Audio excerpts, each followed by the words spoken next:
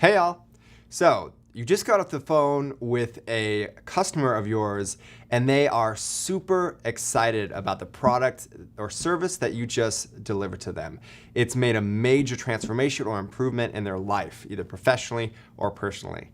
Now it's time to capture that testimonial on video. So you can put it on your website, share it out on social media, and build that brand equity and social proof for your business.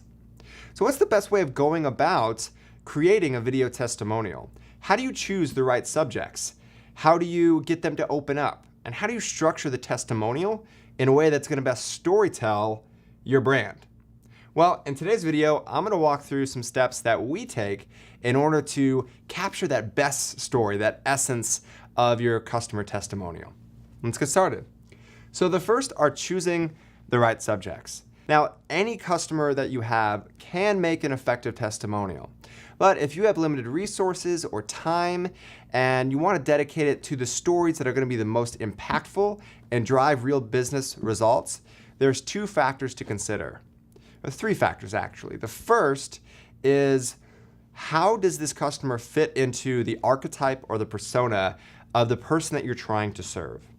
So if your average demographic are women, early 20s to mid 30s, then you want to hit upon people that look like your average customer.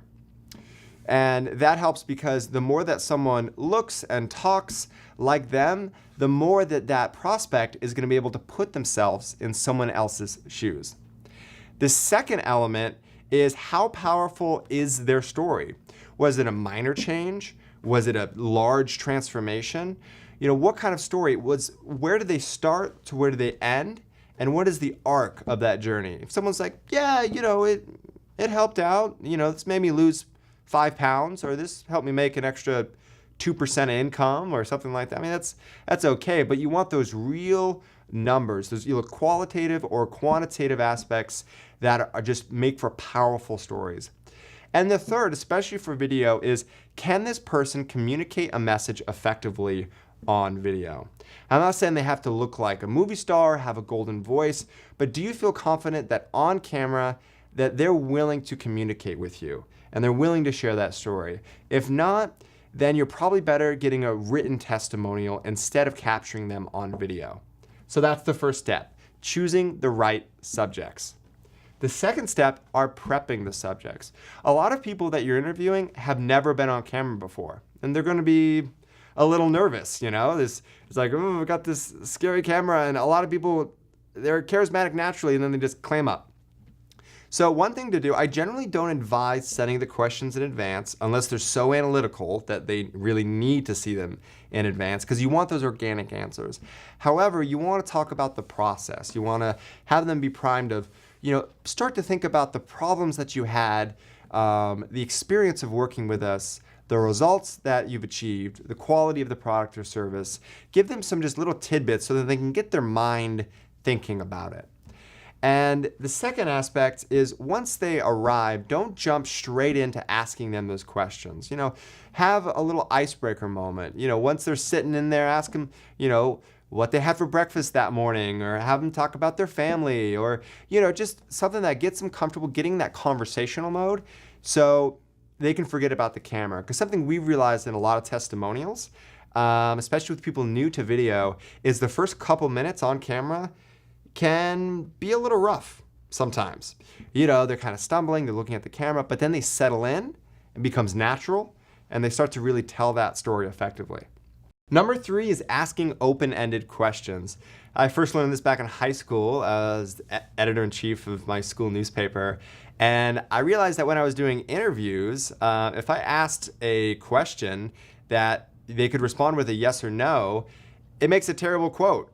It's like, Joe Schmo said yes. It's like, okay, that's really interesting. And it's the same thing with testimonials. If you're saying, do you like the quality of our products? Yes. Well, hopefully yes, if you're bringing them in for a testimonial. So you want to ask questions that they have to expound upon, how questions, why questions, or just attach like a how, or could you go into a bit of detail about that? Number 4 is to ask follow-ups. So sometimes it's the follow-up questions where you dive deep that you get the more emotional and genuine response. Because when you ask it first, it's like you're fact-finding. You're like testing the waters.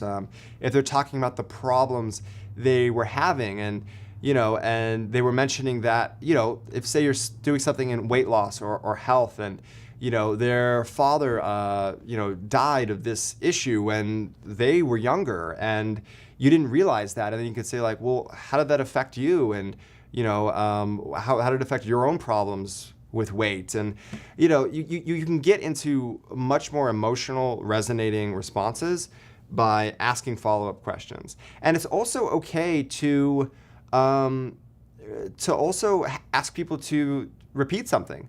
So often, especially people who aren't practiced on camera, they're going to respond with just a stream of consciousness.